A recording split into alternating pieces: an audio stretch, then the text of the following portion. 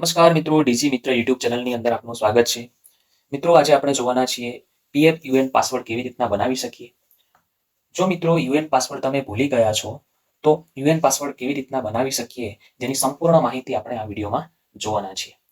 મિત્રો, યુટ્યુબ ચેનલની અંદર આપ હજી નવા હો તો આપણે યુટ્યુબ ચેનલને સબસ્ક્રાઇબ કરો, શેર કરો અને બાજુમાં આપેલ બેલ આઇકોનને દબાવશો એટલે આવા જ વિડીયો તમારા સુધી પહોંચશે.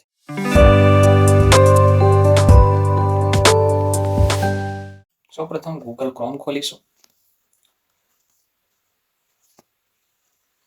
જ્યાં આપણે યુએન લોગિન ટાઈપ કરીશું. હવે મિત્રો એન્ટર આપીશું.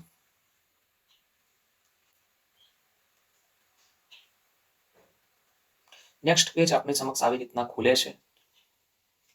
હવે મિત્રો યુએન ઈપીએફઓ આપેલ છે તેના ઉપર આપણે ક્લિક કરવાનું રહેશે.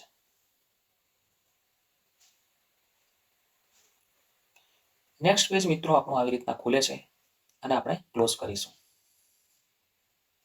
હવે મિત્રો ફોરગેટ પાસવર્ડ આપેલ છે જેના ઉપર ક્લિક કરવાનું રહેશે.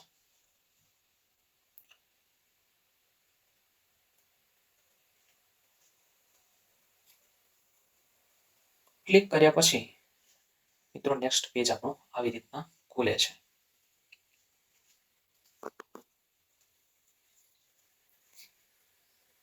જ્યાં આપણો યુએન નંબર એન્ટર કરવાનો છે.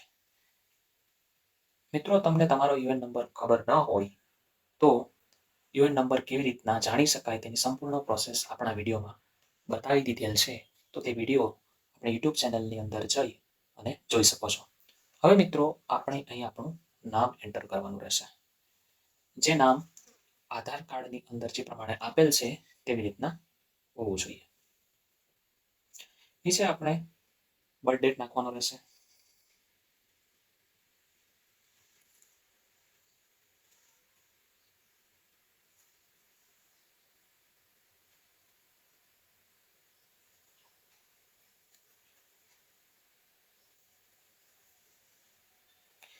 અહીંયા મિત્રો આપણું જેન્ડર નાખવાનું રહેશે, મેલ, ફિમેલ, અધર. અહીંયા આપણે આપણો મોબાઈલ નંબર ટાઈપ કરવાનો રહેશે. મિત્રો, મોબાઈલ નંબર આપણા આધાર કાર્ડ સાથે લિંક હોય તે જ મોબાઈલ નંબર હોવો જોઈશે. અને બીજું કે પીએફ અકાઉન્ટમાં જે આપણો મોબાઈલ નંબર આપેલ છે તે જ મોબાઈલ નંબર હોવો જોઈશે.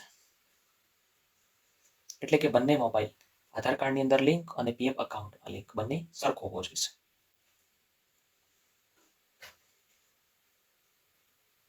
તો મિત્રો આવી રીતના સ્ક્રોલ કરીશું.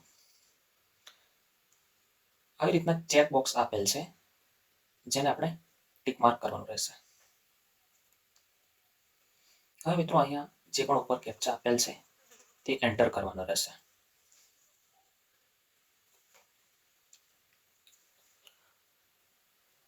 હવે મિત્રો ગેટ ઓથેન્ટિકેશન પિન જેના ઉપર ક્લિક કરવાનું રહેશે.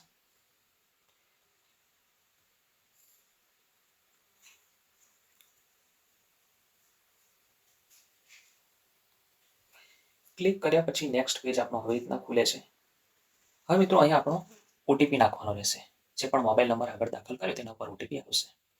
અહીંયા આપણે આપણો પાસવર્ડ બનાવવાનો છે. મિત્રો, નવો પાસવર્ડ બનાવવાનો છે. તો નવો પાસવર્ડ કેવી રીતના બનાવી શકાય જે આપણે સ્ક્રીન પર જોઈ શકીએ છીએ. એક એક્ઝામ્પલ તરીકે આપેલ છે. મિત્રો, જ્યારે તમે પાસવર્ડ બનાવો છો ત્યારે આપણે કેપિટલ લેટર અને એક સ્મોલ લેટર અને બીજું સ્પેશિયલ કેરેક્ટર્સ અને ચોથો જે ડિજિટ હોવો જોઈશે. એટલે આ પ્રકારનો સ્ટ્રોંગ પાસવર્ડ બનાવવાનો રહેશે.